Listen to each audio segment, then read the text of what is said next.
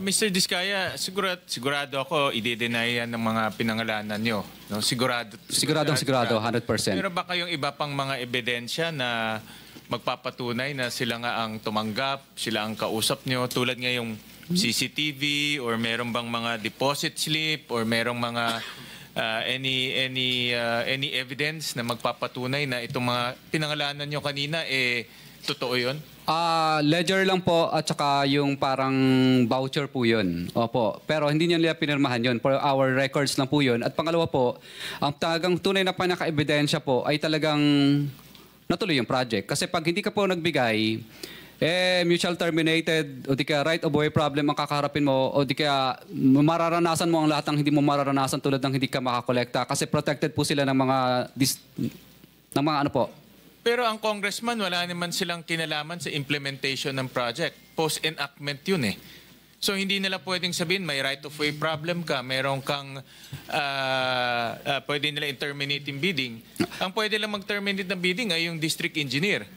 Pag tinanggal po nila si district engineer o di ka sa regional director, mamimili na lang po yung director at saka DE. Patanggal ka o sumunod ka sa pinagagawa ko? Ang congressman, hindi naman niya pwedeng pakialaman yung implementation ng project. Regional lang at district engineer. Opo, tama po. Tama. So paano niya papakancel yung project ninyo kung hindi niya kontrolado yung implementation? Ano po, tatawagan lang niya yung DE tsaka RD para singilin po. So ibig sabihin nito mga politiko, may control dito sa RD at DE? Siguro, 100% po. 100% yun. At sa pagkaalam mo, itong DE at RD na may control sila, meron ring kinukuha dito sa mga proyektong nabanggit mo, itong mga proyekto, itong mga politikong nabanggit mo. Itong DE at RD. Ano po, I invoke my rights po. Kasi po, sinabi mo na yung mga politiko, sabihin mo na lahat. Hindi po, I invoke my rights po kasi syempre natatakot din po kami sa aming kaligtasan, wala pa po kaming protection. At saka po, I invoke my rights kasi po sa tag doon yung session na ang tag sa session na executive session ko lang po siguro kung pwede yun. gusto niyo kwento ko sa inyo. Na lang ng executive session. Opo, sa mga ganyang klase po ng bagay. So yun ang tama kasi sinabi mo na lahat. Bakit i-invoke mo pa? Kasi ang nilista ko lang po dito, Mr. Chair, is yung 25% lang kung po. Kung magte-tell all ka, lubusin mo na. Diba? Andiyan na tayo eh. This connection, I think, Mr. Diskaya, Mr. Chairman, just to finish lang, Mr. Chairman. Hindi, kailangan ko lang masabi ito. Kasi sa Republic Act 6981, Section 4, ito yung batas natin, may kinalaman sa paghingi mo ng proteksyon na maaaring makatulong sa inyo. Sinasabi yung ganito, witness in legislative investigations. In case of legislative investigations na nangyayari nga po ngayon, in aid of legislation, a witness with his express consent may be admitted into the program upon the recommendation of the Legislative Committee where his testimony is needed when in its judgment there is pressing necessity therefore, provided that such recommendation is approved by the President of the Senate.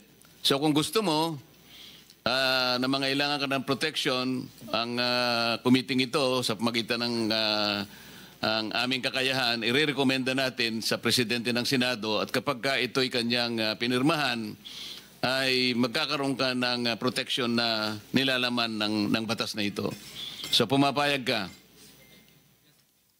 Okay. Yes po, Mr. Chair. Proceed. Mr. Chairman, may I move to also subpoena the district engineers and regional engineers in connection with the politicos that were mentioned earlier. Dahil alam naman ho natin na mambabatas ho, bawal makialam sa implementation ng project. That's post-enactment, which is unconstitutional. Pero parang lumalabas ho sa kwento ni Mr. Diskaya, may control. Tama po ba? Can you confirm that? May control yung politiko doon sa implementation ng project. Yes po, Your Honor. Which is unconstitutional, Mr. Chairman. So maganda marinig na ho natin diretso sa district engineer at sa mga regional engineers itong ginagawa nilang collusion. Parang may collusion eh. Merong sindikato na between the politico and the district engineer and the regional engineer. At the same time, Mr. Chairman, there was a request for executive session may I also suggest to pursue that executive session without prejudice to informing the public on that information if we find that the public needs to know that information. Kasi ako naniniwala, Mr. Diskaya, sinabi nyo na lahat eh. Tuloy na natin to in the name of the truth. Diba? In the name of justice. In the name of fighting corruption. Kasi kung itatago natin to, wala ho talagang pupuntahan to.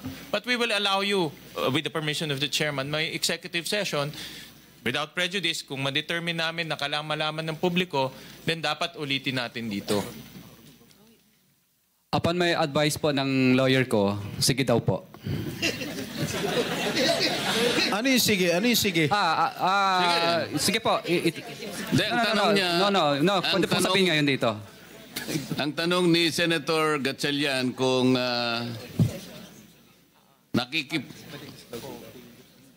Sorry, medyo nahirap.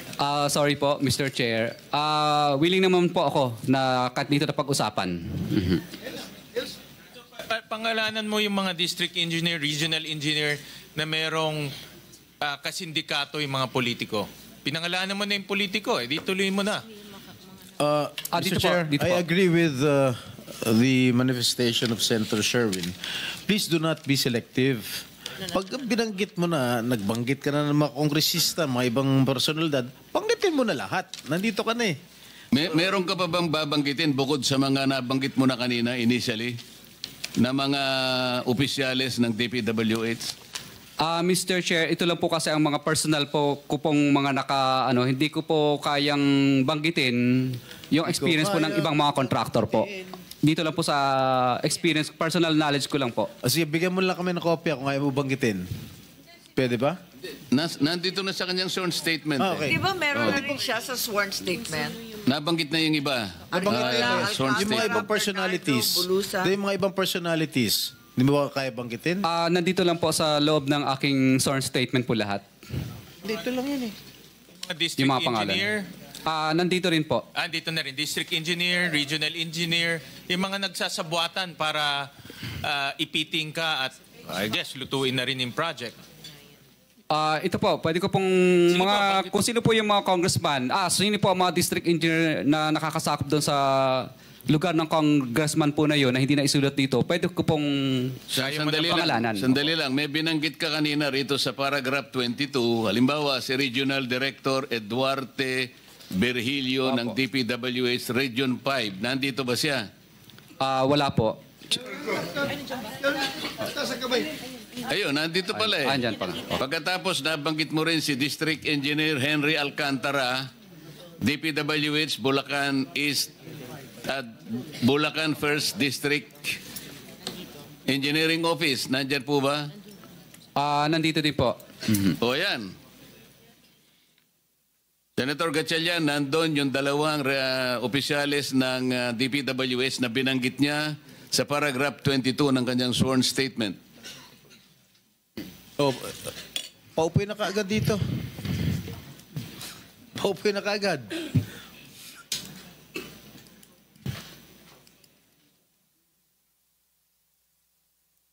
Comsec, administer mo na yung oath. Hindi, dito. Dito sa bago.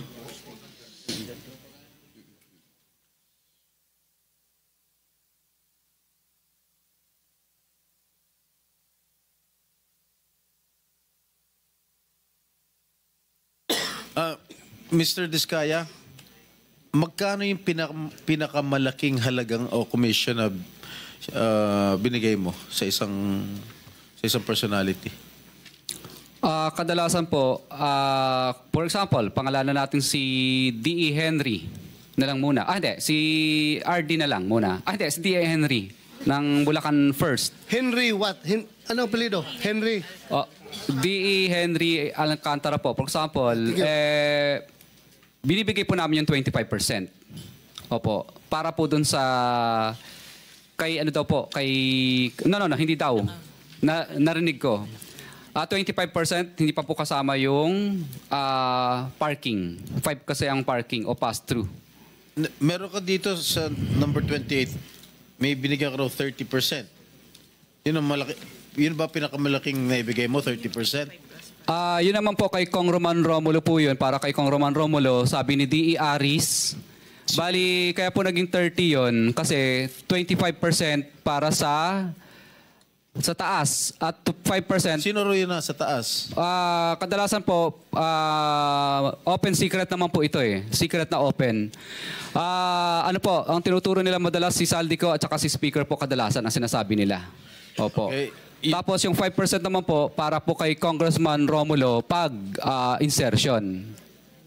Pag hindi naman po insertion, NEP, mabababa ng kapiraso. Yung pinakamalaki, 30% yun na shell out mo.